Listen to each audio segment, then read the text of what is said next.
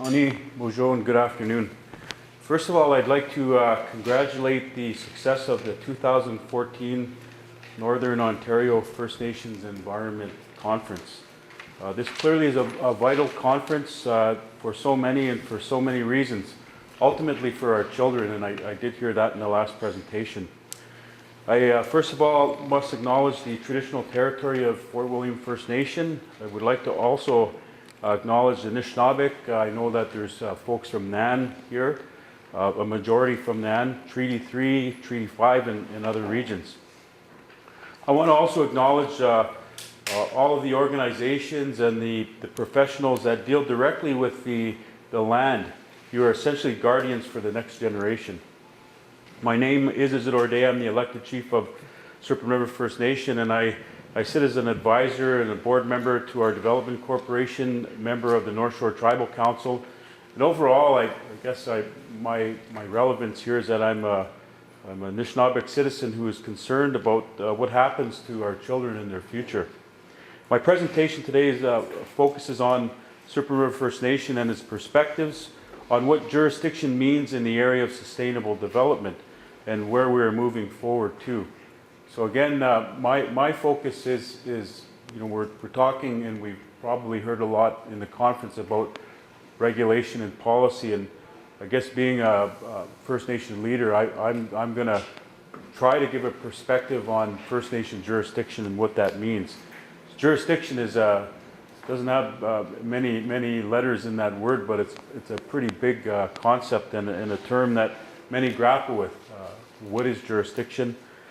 So with that, I did prepare a presentation that will be handed out to folks. So if you want to, next slide, please. So the overview overall, as noted in the previous presentation, we'll be providing information a little bit on land use and occupancy, and that word occupancy and occupying the field, again, tied back into the theme of planning and protection. I think that's where ultimately First Nation leaders are today really being directed, and we're being advised, and we're being given all of the necessary tools that we need to assert what First Nation jurisdiction is, ultimately occupying the field. So next slide, please. So ultimately, again, this presentation is focused on the question of First Nation jurisdiction and where the authority rests. And again, I just would like to tie back to the previous presentation, because I think what we saw was all of the tools and a lot of the processes that happen in our communities. But I just beg the question: who is it all for? Is it often to meet a requirement for a developer? Is it to give information to government? I think we need to think further ahead than that, and we need to really focus on who were we when we started this thing. And I will talk a little bit about that in my presentation, and it'll focus on the history.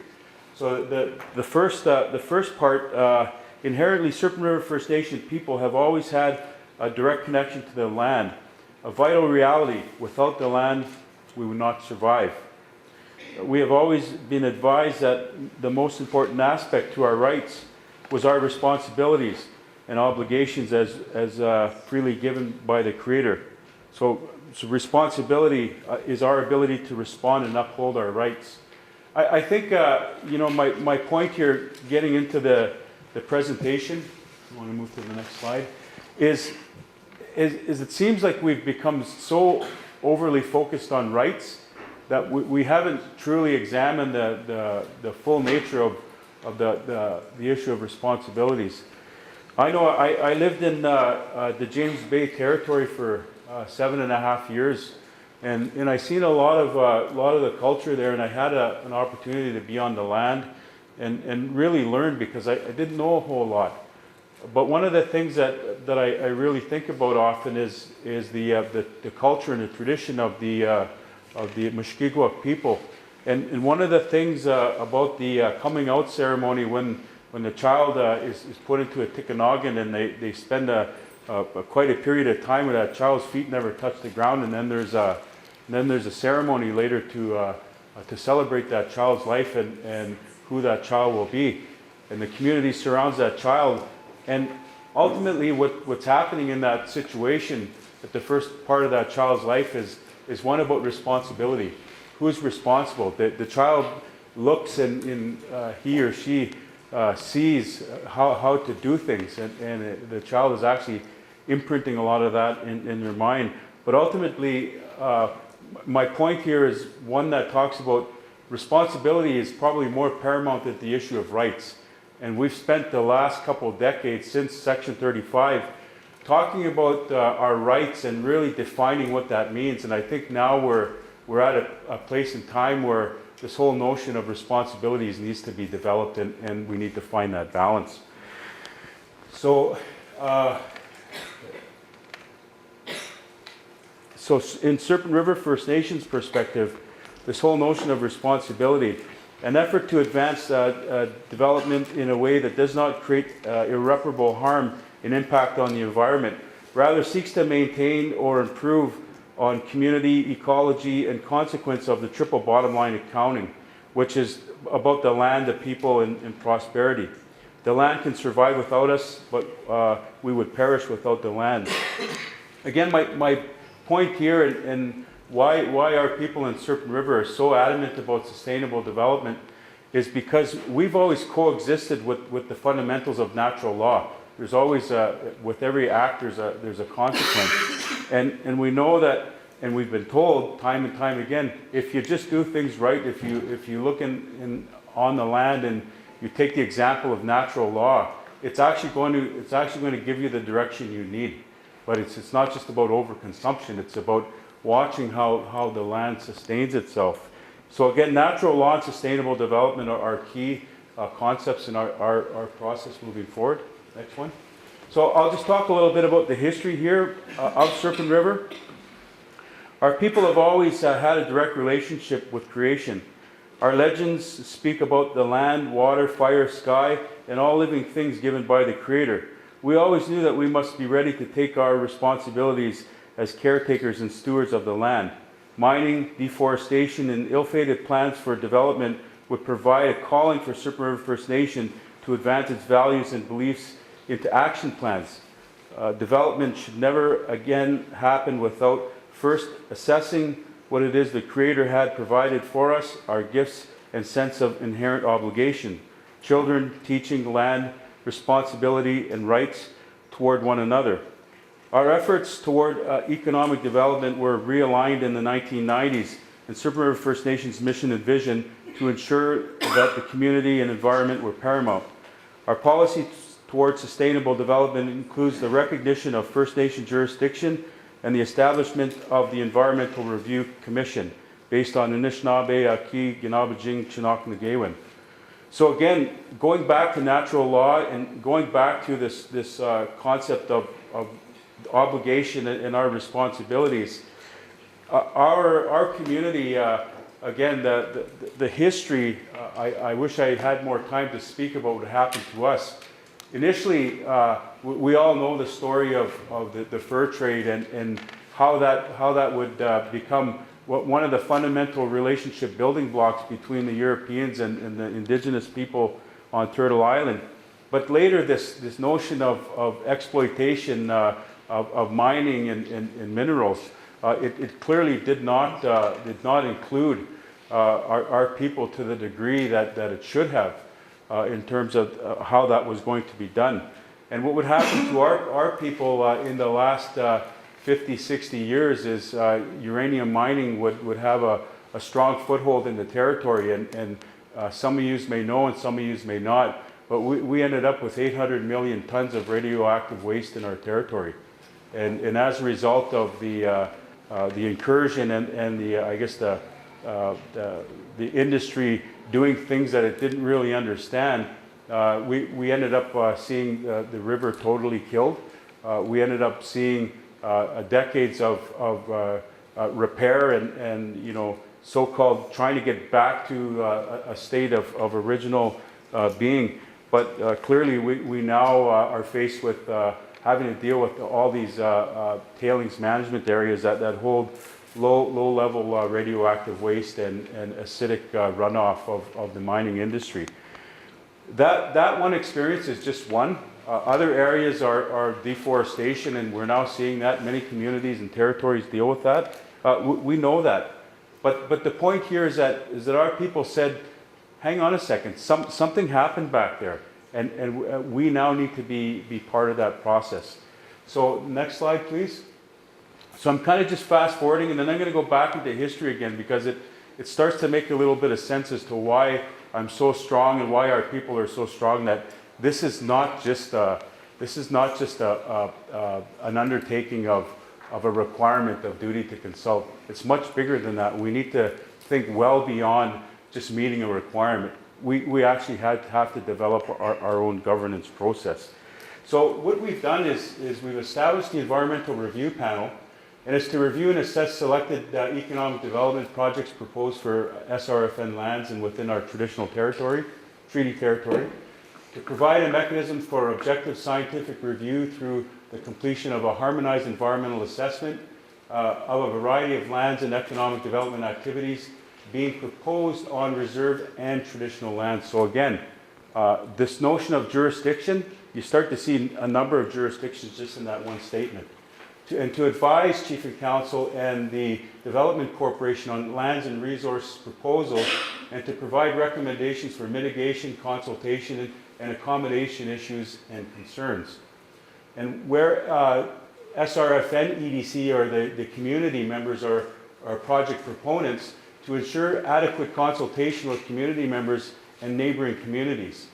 And where Serpent River First Nation is in an active consultation with a provincial or federal government body, to provide recommendations to Chief and Council on the project by conducting an environmental review panel screening, and to assist on enhancing community understanding of the project through whatever consultation and communication strategies are developed for that particular project. So the ultimate outcome here of our review panel is to establish an enhanced environmental assessment with harmonization with other jurisdictions. And I guess I'd like to point on that note there with other jurisdictions. I think one of the things I'd like to hit home with here in leaving you with this presentation is that, you know, we're well beyond just a requirement now. And, you know, I think the example of the Far North Act and what's happening within the Mushkegowuk territory and Treaty 9 and Treaty 3 and Treaty 5 is this notion that the government is there just to meet a requirement for, and developers are just doing the bare minimum of what they need to do. It's got to go way beyond that. Like we need to be recognized as First Nation governments. That's why I think the work that this conference is doing is so vital, because it's all the machinery and mechanics of what First Nation jurisdiction is. And we feel very strongly that, you know, this is about what a First Nation government is. Next slide, please. So in the area of economic development, basically our economic policies in Serpent River focus on four things. The traditions and the history. Again, who were we? We had trade policies. We did business, and it didn't look like the contemporary monetary system, but we had an economy. We also focus on the fact that community economic development means community. It's not a development corporation that just goes into its own insulated chamber and does its work. Community economic development must be about community process. Also, too, it must have a formal corporate process. So we've spent a lot of time working with the various corporate mechanisms and dealing with the laws and the legislation and emerging policies, both on and off reserve, to look at how we benefit from the First Nation economy. And one of those things being resource revenue sharing or impact benefit agreements. It's not just about developers coming in now and saying, well, let's strike an impact benefit agreement. You know, there has to be recognition for us, at least in our territory, that we're talking about dealing with the government of Serpent River, and if necessary, working with the other treaty communities that are involved in regional projects. And the ultimate goal of our economic policies is First Nation jurisdiction. So I'm just going to, next slide please. I'm going to just kind of cruise through just the historical timeline based on what I've just said.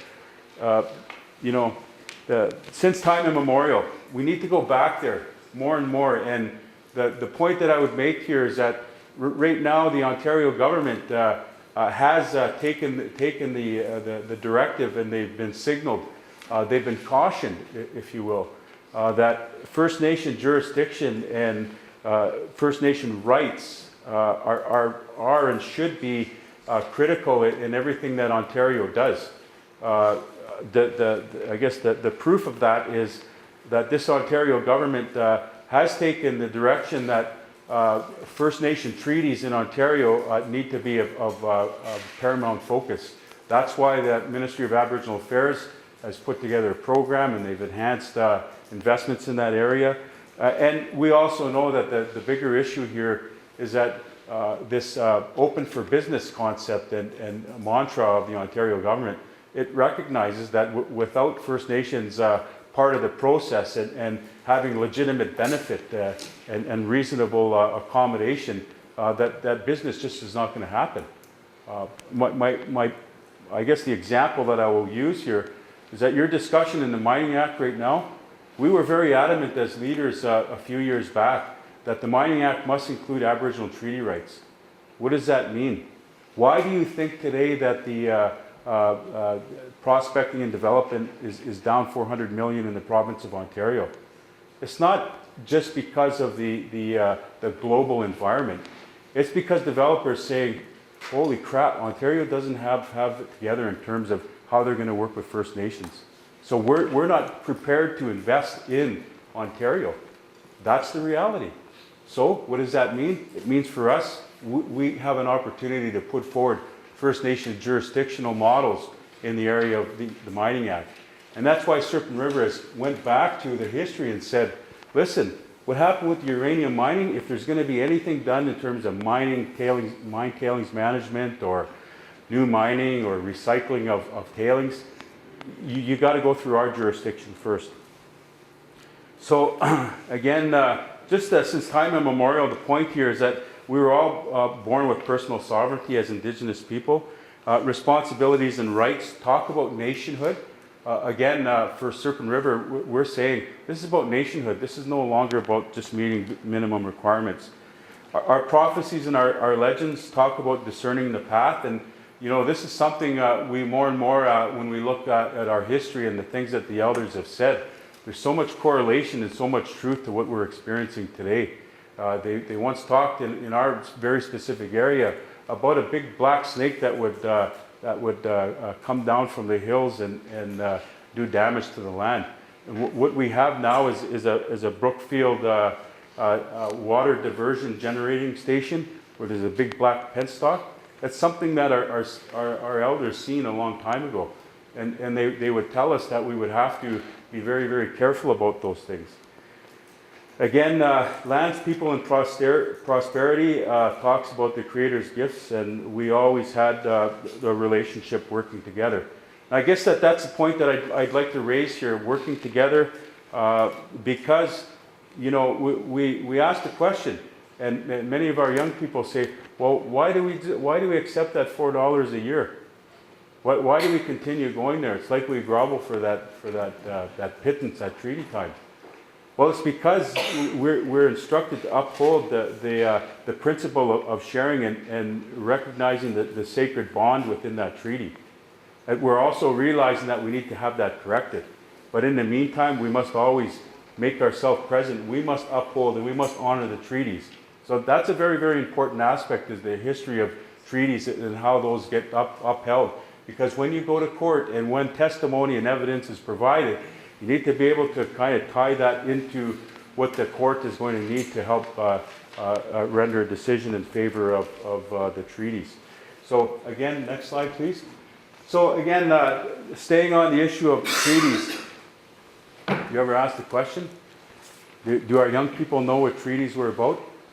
If young people, if you were to ask your young people today, like we did in Serpent River years back, well, what were the treaties? Well, the treaties were about concentration camps. The treaties were about free education. and all these other things. But ultimately, what treaties boiled down to were about economies. Treaties were about economies. We were all, they came, they conquered. No, they didn't. Treaties were made. I make this point because what's very, very important here in this country, and even more so than the United States, there'd probably be argument about this, but the history of war in this country is very, very different. We entered into treaties here. We were not conquered people. And that's why the Crown is always having to balance, and that's why they always have to uphold the honor of the Crown, which was treaties. That ultimately was the arrangement, was treaty. This country was found on treaty. Canada wouldn't have a constitution today if there were no treaty signed, right? So the fundamental underpinning and underfabric of Canada's constitution and who Canada is today is all about treaty, right? So in 1763, the British declared the means and methods of treaty. And in 1764, unrest, understanding, underscoring the promises. Again, this year is the 250th year anniversary of the Treaty of Niagara, which was the first formal treaty that came from what is known as Canada's first constitution, which is the Royal Proclamation. And again, why that's such a significant treaty, and why it even is relevant to the communities, the number of treaties, post-Confederate treaties, and even those that didn't even enter into treaty yet, right, is because the Royal Proclamation set apart what would be the new relationship, and ultimately a treaty with all Indigenous people across the country. Now, what would come later, again, are the pre-Confederate treaties and all of the post-Confederate treaties and these new modern-day treaties. But it all underpins those original relationships, and it all go back to the Royal Proclamation. My point is that the 1764 Covenant Chain Treaty, it actually just set out a very strong message that Indigenous people on this land, right across Turtle Island, were all sovereign, and that we never relinquished that, and that would always be respected and understood. That still applies today. Now they're going back and saying, listen, when we discuss the treaty relationship anywhere, we have to look at Canada's history, and it'll all go back to this particular time. So again, what did it speak about? What is our treaty about? It's about nationhood and sovereignty. Canada's future secured. Next slide, please. But wait, what about the Indians? Right? So they established the Royal Proclamation in these treaties, but then they realized just right after the Robinson treaties, or during that time, they designed a land segregation and making it look like these lands were going to be set aside, that they would be pristine, that there would never ever be any ability to touch, infringe upon, and affect the Indigenous people. Well, what they did was they developed the apartheid system right there. So the apartheid system was created, and then further they would develop the Indian Act under Indian policy. And I don't want to get into bashing the federal government or the Crown back then, but essentially there were very ulterior motives, and there was a lot of Indian policy and mechanisms that the government used to keep us away from our territories, right? They put us on reserves, created Indian policy. They had the Indian agent and all those very nice things that happened to our people in residential schools. That would become the ultimate, in the last point being the loss of self-determination, infringement and derogation. So you fast forward for a second and you go to Section 35. And why they talked about non-derogation and protection and recognition of rights is because something happened over the last 150 years or so, where the government made all these policies that were unlawful. And again, we're now correcting those things. Next slide. So we'll talk about reconciliation here, because that is really today, much of what is known about Section 35 and why it was put in place, and it ultimately will boil down to recognizing First Nation jurisdiction. So the point here being that in our territory, how we got there was the land, a mother's story. She felt our pain on the environment. And again, many from our territory will tell you the same story. They destroyed the land. So by destroying the land, they affected our people. We would be subject to the land, the people. So the people having traditional economies, not being able to practice those, going out onto the land, fishing, going out onto the land, harvesting and gathering as families, but segregating and taking the kids away and putting them in residential school, right? Immobilizing the community, right? Our governance systems, and just taking from the land. We ultimately would be affected. And as they put us aside and put our people in these schools, ultimately they did things in bad faith, and they destroyed the land. Encroachment, injustice, resistance, fighting back. So again, the reconciliation piece here is, back in the 60s and 70s and 80s, there was a time Harold Cardinal and others, Fred Plain and many others in the Mushkegowuk territory, there were leaders that encouraged the young people to go get education, and we would later start to deal with this, and then as a result of the Calder decision and those leading up to Section 35, Canada's Constitution, this case law and much of what would go before the courts would give a lot of recognition to us and start to build the legitimacy that governments could and would and should uphold the honor of the Crown. So again, a lot of times these things would have to go to the courts, and our people ultimately were given justice through litigation. But the other piece was the Royal Commission on Aboriginal People. Canada makes history in gathering strength, right? Which really they make a joke that it was actually just gathering dust, because after they created volumes of evidence, those things just sat on the shelf and collected dust. But one of the things that it did say, and I think why we're doing this work today, is because they ultimately talked about the right to self-determination. The Supreme Court of Canada talked about it. They said First Nations have a right to self-determination. The Royal Commission on Aboriginal People talked about that. Scores and scores of information talked about the systemic impact and outcome of the derogation and infringement on our right.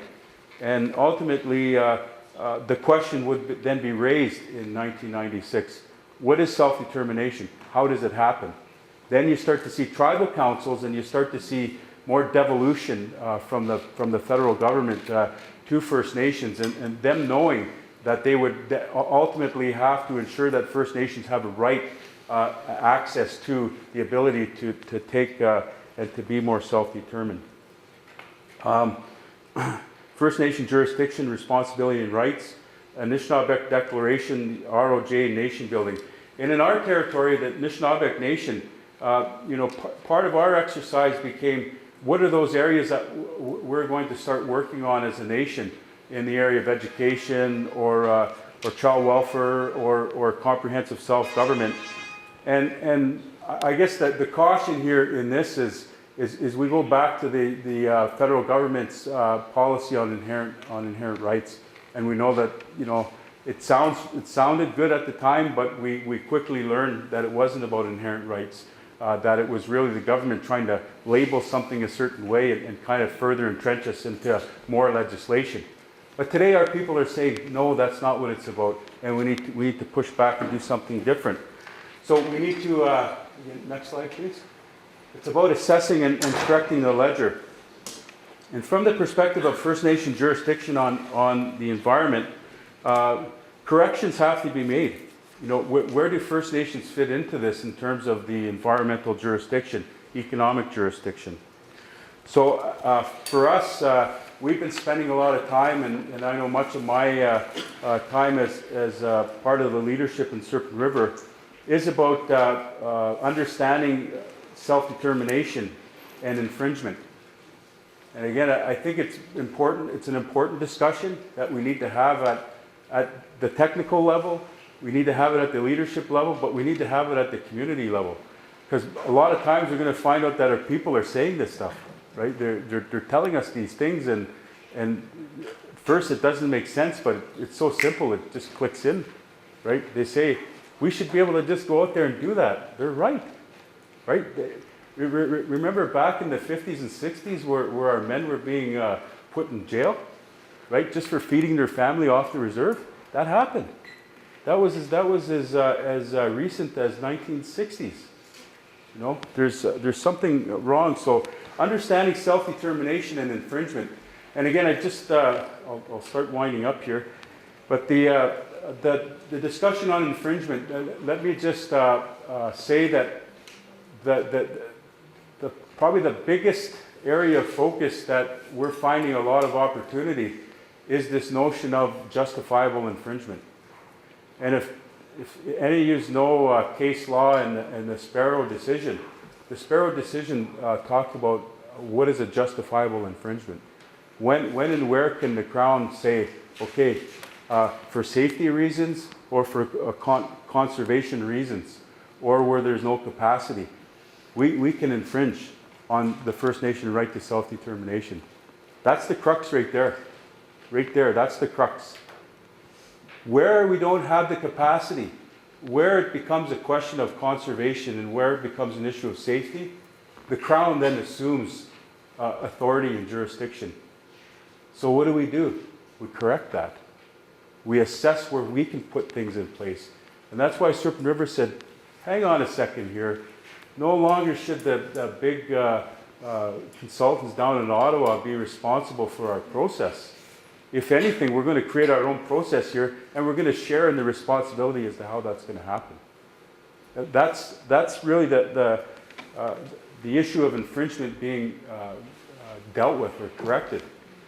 See, we have the right to self-determination, but how is it? What does it look like? Our process, as some of our staff will tell you, we went through a long year and a half, 2 years now, to look at how to do environmental assessments and enhance the screening, and to put something in place that isn't going to allow the government to infringe upon our ability to protect the land. Let me give you an example, really quick. Remember Bill C-38 and 45, the Omnibus Bill and DFO when they delisted rivers and lakes?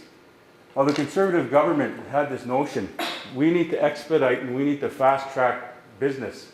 We need to look at more, we need to make it more favorable for investors. So what we do is we pull back on the red tape and the tedious process of environmental assessment on rivers and lakes. Our people said, absolutely not. We put the environmental review panel in place. We formalized that. And what we said was, you as a government may want to pull back on the review of rivers and lakes, but not in our territory, you're not. And now we're ready to challenge the federal and provincial government on the environmental assessment process and say, no, we're going to occupy that field. If you want to vacate that, we're actually going to occupy that space. And if we need to, we'll take you to court on that, right? What we're doing is we're actually ensuring another layer and security for environmental integrity. The government can't argue with that, right? So again, First Nation jurisdiction and what we've been doing in our territory is what does jurisdiction look like to us? And it doesn't always have to be about the legislation, right? Our process says we want to harmonize and have a shared jurisdictional perspective. So we want DFO at the table. We want M&R at the table. We want MOE at the table. But we're going to design that process because it's our territory. We were here first. Right? So the next slide, please. So sustainable development. Again, going back to the beginning and how we survived and sustained as nations. Again, our people taken the approach that it's about the land, the people, and prosperity. Because we know, our elders have always told us, you know, we weren't here to starve. Our people weren't, we didn't have to suffer here. Yes, we're going to have hard times, but we had bounty. We could take from the land because we respected the land.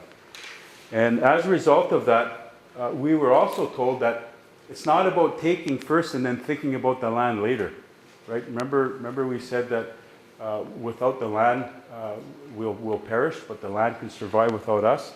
So we said that it's about the land first, and then the people, and then prosperity. Development must incorporate Indigenous values. Sustainable development is really ultimately about nationhood, and development shouldn't occur at an irreparable loss.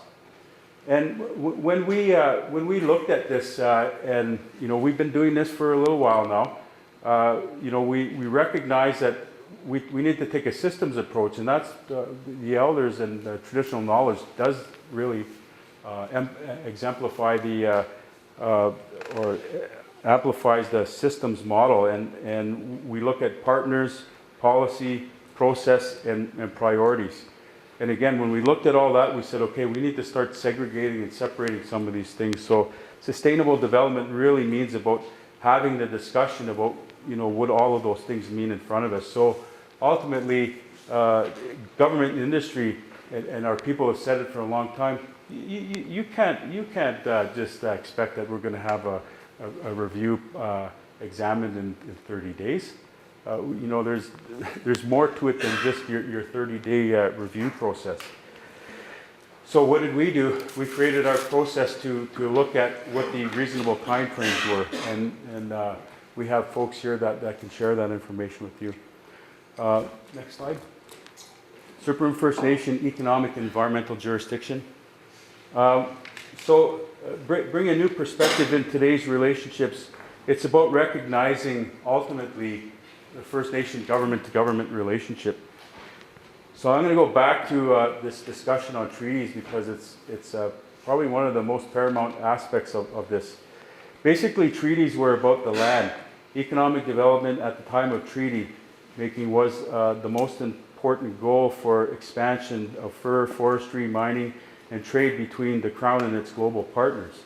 Our people were mainly concerned with the livelihood, well-being, and respect of our nations at that time. We negotiated treaties not as subjects, but as partners.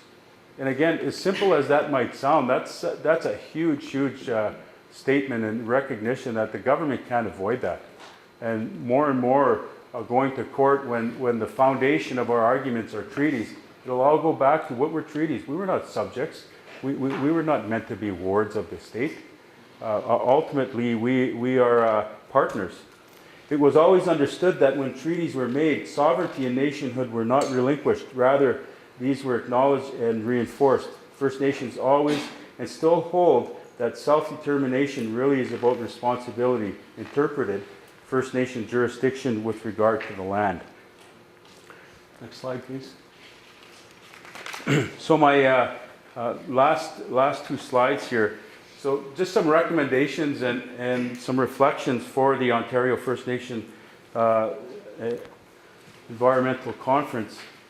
You know, we have been stuck in discussion and political debate for such a long time that we've gotten so used of doing a lot of talking and not getting anything done. We had to examine what that means and why are we in that situation. Ultimately, it's for fear. Government is afraid of what's going to happen when full recognition and government deals with First Nations truthfully. But we have to have the discussion, but it then needs to turn into dialogue and decisions. And that really should be, and for us, we're having that now as much as we struggle in our community. Ultimately, we need to be talking about sustainable development. And one of the more promising things that's happened recently is the Canadians for a New Partnership. Many of our leaders have been talking about a new national dialogue on treaties, because much of the work you're doing it actually can be corrected and more clear if the initial discussion becomes, what were the treaties like? What was it like the day before treaty? And what are those things that are still intact? Because the treaty didn't give us our hunting rights. You know, my rights were intact at the time of treaty, and they stayed intact. Create a time and space to discuss the community story, other First Nation organization communities, establishing collective legitimacy. And I want to say for the intent and purpose of tribal councils that are part of this conference, I think there's a lot to be gained when tribal councils can start to have a focused dialogue with the PTOs, right? And the regional organizations, and say, what is our mandate here? Where does it overlap, and where does the government have a fettered perspective or control over us? And for many of our tribal councils, I think we're doing things in the area of nation building, but we're not collectively aligning right across the province on these issues. And I know in our area, we're now talking more and more about what does treaty governance mean? You know, if we were to fast forward and be given full recognition of treaty rights and jurisdiction, what does that look like today? And our chiefs are now they're more saying, okay, Serpent River has developed in the area of environment, Sagamuk is in the area of lands, Garden River has established a lot of their economic policies. Then let's start pulling it together within our treaty region, and let's start looking at what that would look like in the area of governance. Define, evaluate First Nation jurisdiction, SMART, SWAT, PEST. I think we have to get very basic here in terms of defining what First Nation jurisdiction looks like. And I think we have a huge opportunity, more so in the area of environment, because again, remember that, you know, one of the most principled approaches in the courts around their infringement is the infringement on environmental safety. And if we can occupy that field, really I think we're going to then start becoming more recognized. And when we do species at risk, we then build that into our own management systems. Consider policy benchmarks focused on efficacy, meaning that our First Nations using all available resources and means to obtain sustainable development on our vision, our determination, and with strategic partners, policy, process, and priorities. So again, just the last slide. You know, I think what's also valuable going forward is we're now hearing from our elders. You know, let's use these teachings and these traditions, and that's just 7 grandfather teachings interpreted, collective knowledge, experience, and the elders' wisdom, love, community spirit, our people, our families, respect, ethical practice, standards, experts, bravery, clearly assessing and managing risk effectively, honesty, strong evidence-based review, all levels, humility, discerning a healthy development position, truth, transparent, and inclusive approach. So just last slide, please. In conclusion, I just wanted to acknowledge the vital place that this conference has in moving our issues forward from an economic and environmental jurisdictional perspective. And I just want to make a statement that other jurisdictions, federal, provincial, municipal, and the private sector must now ensure that consent is achieved in any development. First Nation jurisdictions must be involved in that process. Our challenge will be, are we ready to define, mitigate, and reconcile their so-called justifiable infringement in a way that creates a place or a process where First Nations are making decisions about what development will or will not take place. Serpent River First Nation is taking the position that we are demanding sustainable development and that our approach will be upheld as justifiable. We must occupy the field and assert economic and environmental jurisdiction for the best interests of the next generation. And my last thing is I'm encouraged to learn that many of you in your regions are also at that place or moving toward it, in some cases already achieving this. The conference is important so that we can share in the collective success. And again, I was supposed to be at a Chiefs meeting this week and had to weigh a few things out, but one of the things that I really wanted to experience here was that this is a place where things are happening. Right? We can continue to talk the political debate and push on government, But this is where results are happening, and I'm quite encouraged and wanted to support the staff that we have here in our community and the tribal council, because ultimately, as leaders, this is what we're saying, but the work you're doing is actually making it possible for us to move forward. And it doesn't even matter if we're down south in southern Ontario or along the North Shore or even in the far north. Much of what you're doing in the far north is definitely helping us make better decisions in our region. So again, just want to thank all of you and thank the coordinators, and this has been a successful event. You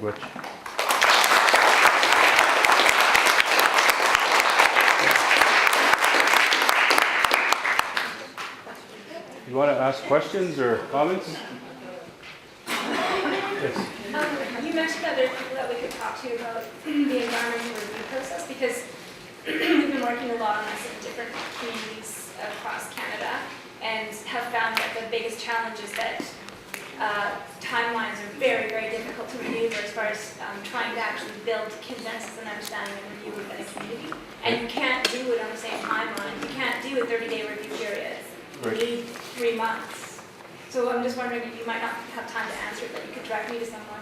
Carrie Comenda at the back of the room. She's our Environmental Review Commission coordinator. Okay.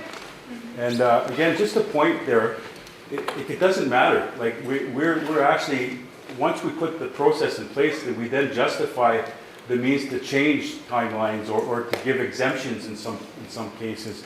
But we need to start building machinery and defining what the process looks like. We're not going to get there right away, but I think in bigger projects like this nuclear waste management thing, it gives us the time that we need to put the right processes in place in our community. And I have seen examples across Canada where timelines are stopped because of the need for community process. It's just, it's only started. It needs to happen. Questions or comments? Okay. Actually, there's some presentations on the back of the table, and again, Carrie would be able to provide you all the information from our community. Miigwech.